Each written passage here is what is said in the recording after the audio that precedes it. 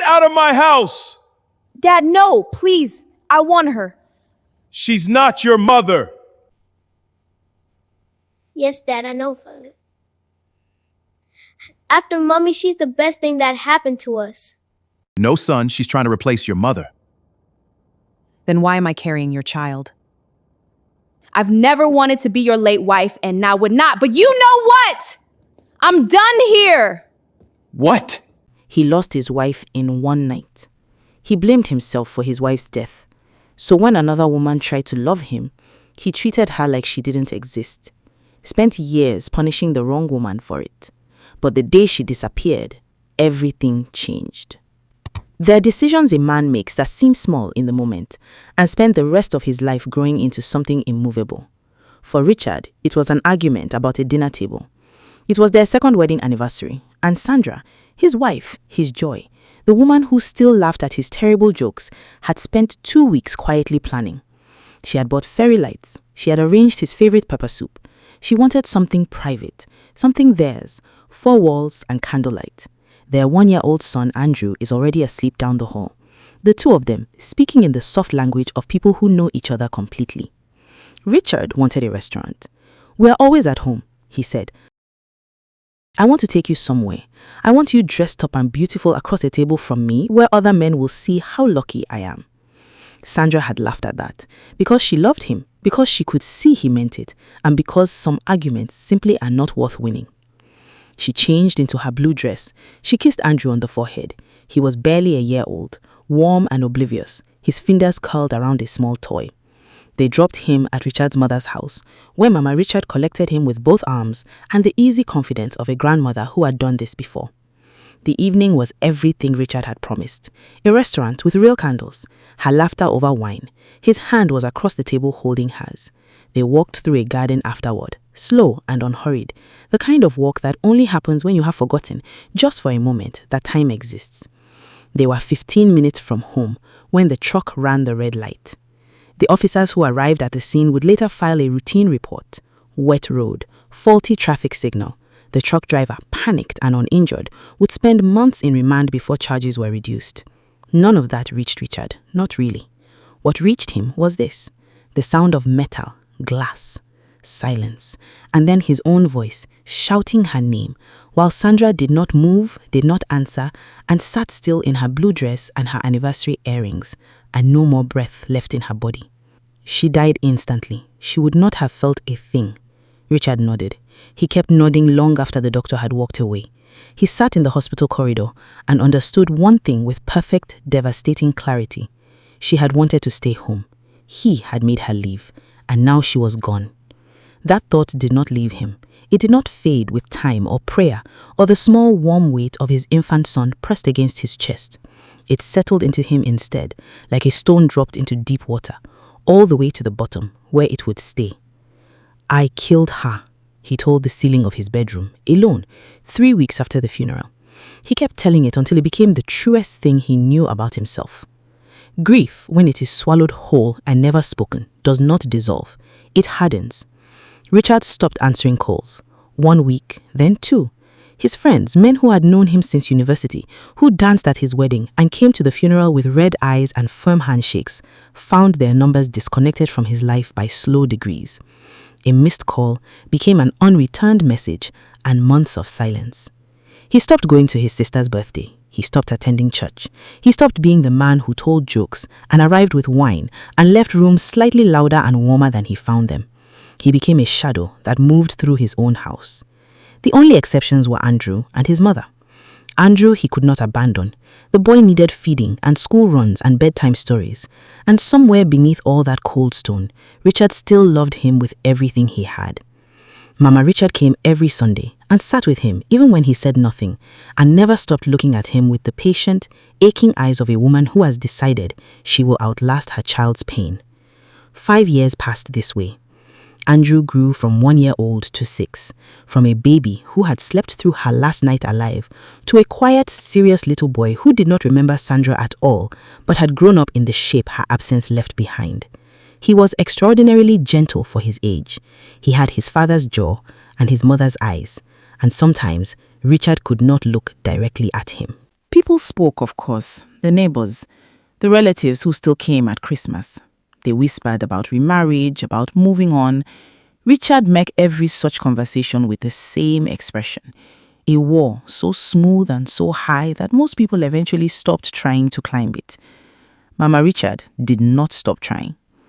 She had known Lily for 6 months before she said anything.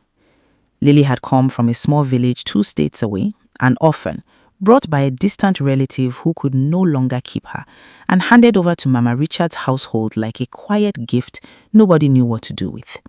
She was 24, precise in her movements, thorough in her work, and possessed of a gentleness that seemed to come not from weakness, but from a deep and settled well of it. She was the kind of woman who noticed that you liked your tea with less sugar on Tuesdays, the kind who replaced the flower vase before anyone thought to ask. When 6-year-old Andrew came home from school one afternoon crying over a broken pencil, really crying, the way children cry about small things that are not really about pencils, she sat on the floor with him until the story came out, held his small face in her hands and said quietly, "You are not alone." It was Mama Richard who first understood what she was watching. One evening, she called Lily into the sitting room and told her simply what she wanted. She said her son was drowning. She said he had been drowning for 5 years and she was too old to pull him out alone. And she believed that Lily had hands that could reach him. "Mama," said Lily carefully, "your son has not spoken a kind word to me since I arrived. He has never looked at me when I bring his food. I do not think he even knows my name." "He knows it," Mama Richard said. "He simply pretends not to. That is different. He does not want me. He does not want anyone. That is not the same as not needing anyone." She pressed Lily's hands between her own. She said, "Go, live in the house. Take care of his son. Take care of his home. And do not run from his anger. I have seen who you are, Lily. You are stronger than he is right now. That is what he needs." Lily went. Not because she had no choice, though her choices were narrow, but because there was something in Mama Richard's eyes that she trusted more than her own fear. She sees it as helping the helpless old woman get her son back from grief, so she took the challenge. She moved into his house on a Wednesday morning. He did not look up from his newspaper. Lily set down her single bag and stood in the hallway and understood immediately that this would be harder than anyone had said. The house was clean, but airless. The kind of clean that comes from order, not warmth. Every surface in its place. No music. A photograph of Sandra on the mantelpiece. The only evidence that the walls had ever held joy. Surrounded by a silence so deliberate, it felt like a rule. She cooked that first evening and set the table and brought Richard's plate. He looked at it like a man who looks at something placed in his path without his permission. "Who asked you to cook?" "No one," she said. "I was hungry, so I cooked for everyone." "I am not everyone. Carry it away. When I need food, I will manage myself." She took the plate back to the kitchen. She served Andrew, who ate quietly, and then looked at her with enormous, solemn eyes, 6 years old and already trying to read rooms the way adults do, and said, "Thank you. It was very nice." She told herself, one day at a time. The rules of his house revealed themselves slowly. She was not to enter his bedroom. This was stated once, flatly, 2 days after her arrival, when she knocked to return his folded laundry. "This room is not for you. Put whatever you have outside the door and leave." She was not to touch him. She learned this one morning when she reached to steady him. He was carrying something heavy and tilting, and his reaction was so swift and cold, it seemed involuntary. "If your hand touches me again," he said quietly and absolutely certain, "I will put you out of this house." She was not, above all else, to imagine that she had any claim on his heart, his future, or the memory of her wife. He told her this in several ways over those first months, always unprovoked, always with the same flat precision, as if reading from an internal list prepared in advance. "You are not her," he said, looking at the photograph on the mantelpiece. "You can never be her. Do not mistake this house for an invitation." "I know I'm not her," she said quietly. "I'm not trying to be." He walked out of the room without answering. Andrew was 6, and 6-year-olds do not care about adult walls. He started following Lily around the house within the first week. He sat at the kitchen counter while she cooked and told her things about school, about his friends, and about a boy in his class who claimed to have seen a real lion. He showed her his drawings. He asked her to help him build a tower from blocks that were taller than the dining table. The night he fell asleep with his head in her lap, mid-story, mouth slightly open, completely trusting, Lily sat very still so as not to wake him, and felt something settle in her chest that she could not name and did not try to. She did not notice Richard standing in the doorway. He stood there for almost a minute, then he turned and went to bed. It was a Friday when he came home drunk. She heard the car long before she heard him, the engine held at the gate too long, the stumbling fumble of the key. She went to the door and watched him cross the compound with the careful, exaggerated deliberateness of a man trying very hard to walk straight. She did not comment. She brought water. She brought bread because she knew, from experience, that food helps before sleep does. She said, "There is water on the bedside table in the direction of his door," and turned to leave. He caught her wrist. Not hard, not angry, just he caught it and held it, and when she turned to look at him, his eyes were open but very far away. "Sandra," he whispered. She froze. He planted a kiss on her forehead. "Please stay by my side tonight." That night was not something she would ever be able to explain fully, even to herself. She knew he did not see her. She knew who he was reaching for, believing he had found it again in the dark. She should have left.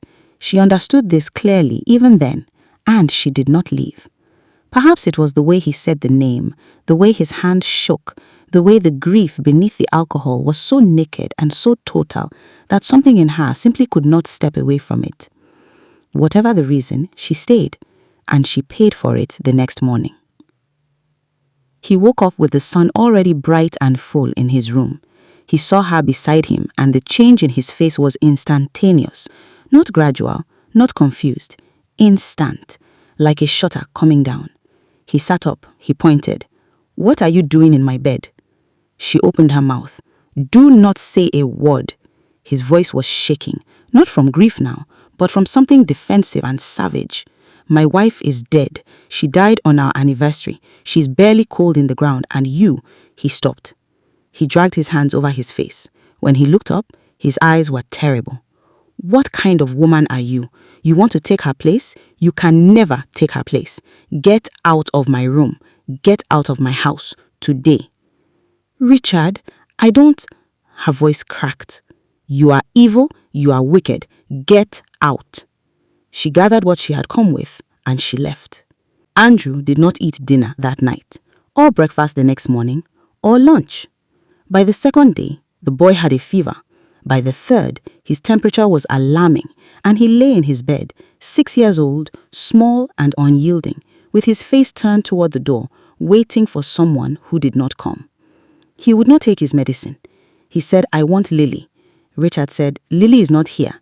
"Then I am not here either." Richard stood at his son's bedside for a long time, looking down at this 6-year-old who had decided with perfect 6-year-old clarity that love was not transferable and could not be substituted. He felt something move in his chest that he had no category for. He drove to his mother's house at 7 in the evening and said without preamble, "Where is she?" Mama Richard told him the truth. "I do not know." It took 2 more days and 3 phone calls before Lily was located, through a mutual cousin, reluctantly, because she had not wanted to be found. She came back for Andrew, not for Richard. She made this clear on the way over, speaking not to him but to the window. "I am coming for your son, that is all."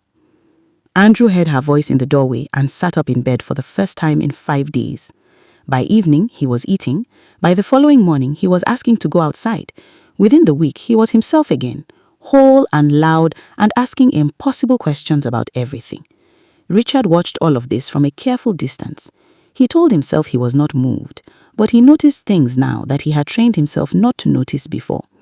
The way she prepared his bathing water to exactly the right temperature, the way Andrew's school bag was always packed and waiting by the door, the way she moved through the kitchen was not like a maid performing functions, but like someone who had decided privately and without any expectation of reward that this house deserved to be cared for. He noticed it all, and then, because he was still Richard, he called her to the sitting room one afternoon and said it anyway. Do not think that because of my son you have earned a place in my life. You have not. Stay away from me. Do not mistake Andrew's fondness for your invitation." Lily looked at him for a long moment. Then she said very quietly, "I know, Richard. I have never made that mistake, and I would not." She walked back to the kitchen. He stood alone in the sitting room for a long time. She discovered the pregnancy on a Thursday morning, several weeks after her return to his house. She sat in the small bathroom of the nearest chemist and held the strip in her hands and felt her whole world reorganize itself around a small, irrefutable fact. She did not cry. She thought instead with a precision that surprised her about what would happen if Richard found out. She went through the possibilities one by one. Every possibility ended the same way. He would not believe her, or he would believe her and hate her for it, or worst, he would keep the child and send her away. In every version, she lost. She went back to the house and cooked breakfast. She helped Andrew with his homework. He is 7 years old now, full of questions and drawing pictures of lions at the kitchen table. She ironed Richard's shirts with the same care she always gave them. And that night, while the house slept, she sat at the kitchen table and wrote a note on a piece of plain paper.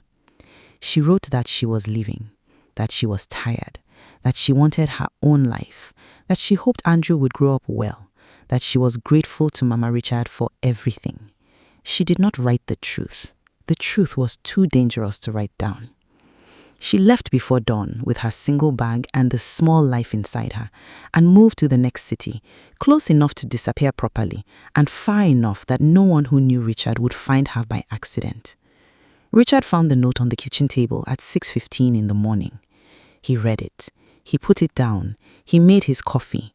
He stood at the window for a long time, watching the compound in the early light, and felt something that he was not ready as yet to call by its name. He called his mother at 7. "Lily has gone," he said. "I know." A pause. "Richard, what did you do?" He did not answer that question. He spent 3 days looking for her, calling cousins and visiting the distant relative who first brought her, and found nothing. He returned home and stood in the kitchen that still smelled faintly of the spices she kept in an organized roll on the counter. Andrew's bag was by the door, packed by a habit he hadn't broken yet. The bathing water would need to be heated by himself now. He sat down. He felt he should be happy. After all, this is what he had always wanted. But in reality, he couldn't deceive himself because he realized he was so used to her and could no longer ignore her absence. He thought, "What have I done?" It was the first honest question he had asked himself in 5 years. In the next city, Lily fainted on the pavement outside the hospital. She had just been told upstairs in a consulting room that smelled of antiseptic and freshly printed paper that her pregnancy was high risk, that she needed monitoring, rest, people around her, that stress, the particular kind of stress that comes from having no one, was the most dangerous thing for her right now. She thanked the doctor, stood up, walked down the corridor, pushed through the glass doors and stepped into the afternoon light, and the ground came up to meet her. Dr. Desmond Afolabi was not supposed to be in the casualty wing that afternoon. He was supposed to be in a meeting about quarterly budgets, but a nurse had called him down, and so he was there when they brought her back in on a stretcher, young, alone, clearly terrified and pretending not to be. He sat with her while she stabilized. He asked the standard questions. He watched her give the standard answers, composed, careful, giving away very little, until he asked who would be taking care of her at home. She said, "I was going to find a hotel." He looked at her for a moment. He was a careful man, not given to impulse. But he was also a man who had grown up in a house where the door was never fully closed to someone in need, and some training simply runs deeper than medical school. "If you were my sister," he said, "I would not leave you in this state. I have space. Come and stay and we will see." She stared at him. "You do not know me." "No," he agreed, "but I know a high-risk pregnancy and a woman with nowhere to go, and one of those things I can help with." She moved into the spare room of his home that weekend. She helped with cooking when she had energy, even though Dr. Desmond frowned at it, frowned at her lifting a finger. She watched television in the evenings in the comfortable silence of someone who has been given space without being asked to fill it. Desmond was not an overwhelming man. He did not ask questions she had not offered. He did not speculate about the father of the child she was carrying. He left fruit on the counter. He knocked before entering. He was, in the cleanest possible sense, a decent man. And slowly, without deciding to, without planning it, she began to breathe again. The warmth that grew between them came quietly, persistently, without announcement, the way warmth comes through old walls, until the day she realized she was no longer cold. Neither of them named it. There was too much history in the room for that. Richard had spent 5 years cutting people off. Now, for the first time, he was trying, carefully, clumsily, to pick up the threads. He started with his sister, then a colleague. Then, after months of carrying Lily's absence around like a second guilt, he called Desmond. They had been close once, the kind of friends who can say hard things to each other without wrapping them in softness first. Richard had cut him off along with everyone else, the way you cut away everything when you are trying to cut away feelings. Desmond had called for a while, then he had stopped calling. He was that kind of man, patient but not without limits. The call was brief and slightly awkward and ended with an invitation. Come over, Saturday, I will cook. You look terrible probably. Come. Richard almost declined, then he thought of his commitment to rebuild all the relationship walls he had broken. Probably this will heal him from the second guilt of losing Lily, so he said yes. He arrived on a bright Saturday morning. Desmond's gate was open. He walked through the compound toward the house and on the veranda, sitting in a chair with a book open in her lap and one hand resting on the round firmness of a very pregnant stomach, was Lily. She looked up. The book slid from her lap. He stopped walking. For a moment, for a long, suspended, almost cinematic moment, neither of them said a word. The Saturday morning continued around them. A bird somewhere, traffic in the distance, and Desmond's voice calling something from inside the house. Then Lily stood up slowly, held her stomach with one hand and said, with a steadiness that cost her everything, "Richard." Just the name, nothing else. Desmond appeared in the doorway. He looked from one face to the other. He was a smart man. He understood immediately. "You know each other," he said. "She is," Richard started. "I am no one to him," Lily said. Her voice was perfectly level. "I would prefer not to discuss it." She picked up her book and went inside. The two men stood in the compound in silence for a moment. Then Richard turned to Desmond and began to speak. And once he started, he found that 5 years of silence had built up a pressure behind the words that he could not stop. He told him everything, the guilt, the years of isolation, Lily comes to the house, the way he had treated her, the morning he had thrown her out, the note in the kitchen table, the empty house. Desmond listened. He did not interrupt. When Richard was finished, he was quiet for a long time. Then he said, "That child she is carrying, is it yours?" Richard looked up.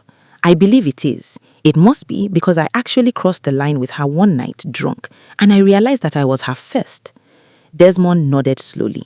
He looked at the door where Lily had disappeared. When he turned back, his face was composed and careful and slightly pained. "Richard, I need to put this straight to you. I have feelings for her," he said. "I want you to know that I am not saying this lightly. I have been thinking about it for weeks." He paused. "But she is yours, Richard, or she was. Whether she still is, that is not my decision to make, and it is not yours to assume. That is hers alone. But whatever her decision is, I will support her. Lily deserves nothing but happiness." He put his hand on Richard's shoulder. "But if you go in there and use one more of those cold, ugly words on her, I will remove you from this house myself. Are we understood?" Richard looked at his friend, this man who he had abandoned and who had sheltered the woman he had destroyed and who was now, with extraordinary grace, stepping back, and he felt something fracture in his chest. Not break, fracture, the way ice fractures before it melts. "Yes," he said, "we are understood." She refused to see him the first day. Desmond passed the message. She sent back 3 words, "I am resting." Richard drove home and came back the next morning. She was on the veranda again. She did not get up. "Richard," he said, "You should go," she said. "I need to say something. You have said many things to me. You have said things to me that I will carry for the rest of my life. I do not need any more of your words, Richard." He sat down on the veranda steps, uninvited, and looked out at the compound. He did not speak immediately. When he did not look at her. He spoke to the gate and the street beyond it, and perhaps to the version of himself who had sent her away with cruelty on a morning that deserved remorse. "I have spent 5 years being angry at the wrong person," he said. "I was angry at myself, and I gave it to everyone around me. My friends, my family. You." He paused. "You never deserved any of it. You walked into my house with nothing but kindness, and I met it every single time with contempt. You took care of my son when I was too broken to do it properly. And then He stopped. When he continued, his voice was lower. "I know what I did. I know what I said to you that morning. I was afraid and I was ashamed, and I hurt you because hurting you was easier than admitting that." Lily was very still. "I cannot undo it," he said, "but I am trying, genuinely trying not to be that man anymore." He turned and looked at her. "And there is a child." "There is a child," she agreed. "My child." "Your child," she said. "That does not make me your anything." "No," he said. "I know that. I am not here to claim you, Lily. I am here because I do not want to spend the rest of my life being the man who drove away the best thing that came to him and started another round of guilt." The veranda was quiet. A car passed on the street. A child shouted somewhere 2 houses down. "I will think about it," Lily said finally. He nodded. He stood. He left.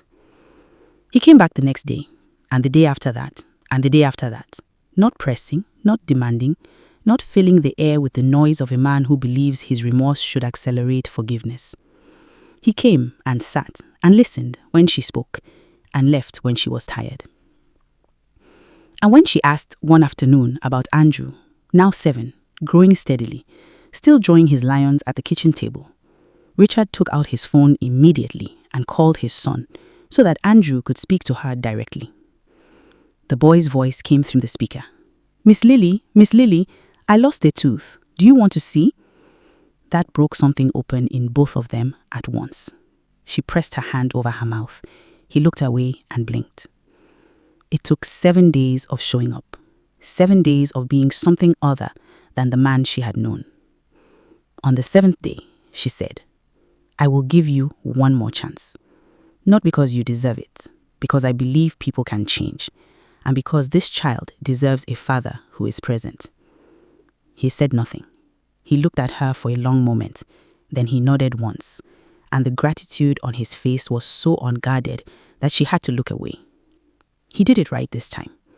He asked Mama Richard to help locate Lily's extended family in the village and come with him to go and see what little of it remained. A distant aunt who had always watched over her from afar with more love than means. He sat with the woman and explained himself, answered her pointed questions without flinching, and asked, with the seriousness the occasion deserved, for the right to marry her niece. The wedding was small and deliberate, no performance. A ceremony in Mama Richard's compound with 7-year-old Andrew in a pressed agbada, standing so close to Lily during the vows that he was practically holding her in place. Desmond was there, standing slightly apart, watching with an expression that was simultaneously warm and wistful. The expression of a man who has made peace with a decision he does not regret, but will always slightly mourn. When it was over, he embraced Richard. He hugged Lily warmly. He whispered something to her that no one else could hear. She nodded and squeezed his hand and did not let go for a moment. What he said was this: "You are the bravest person I know. Be happy, you have earned it, and wish me well." The baby arrived on a Tuesday. A boy, loud and insistent from the first breath. The kind of baby who seems to arrive with an opinion already formed. Richard held him in the hospital corridor while Lily slept. Andrew stood beside him, trying to see the baby's face, asking in a whisper whether the baby could hear him yet. Richard told him, yes, probably, and Andrew leaned very close to the bundle and said gravely, "Hello, I am your brother. I was here first. You will like it here." Richard looked at his 7-year-old son. He looked at the newborn in his arms. He thought about Sandra, the way he always thought about her, with love still and grief still, and now also with something that was not quite peace, but was moving slowly in that direction. She was not replaced. She was not forgotten. She lived in Andrew's eyes and in the way Richard would always hate rainy nights and always keep 2 photographs on the mantelpiece, because the second had been earned and the first had never stopped being real. He thought about Lily, in the room down the corridor, sleeping the exhausted and sovereign sleep of a woman who has just done something immense. He thought, she saved me. I do not know if I will ever be able to tell her that in a way that doesn't sound small against the size of what she gave. But he would try. That was the thing about becoming a different man. It was not one morning, one confession, one wedding. It was every day, in the ordinary moments, in the small choices that add up over years into something that a person could call a life. He had blamed himself for one death. He had nearly caused another kind, the slow, quiet erasure of a woman's belief in her own worth. He did not deserve forgiveness. She gave it anyway. That is the thing about grace. It is never about deserving. Thanks for watching and listening. Let us know your thought about this story in the comments section and subscribe for more interesting stories like this. Have a great day.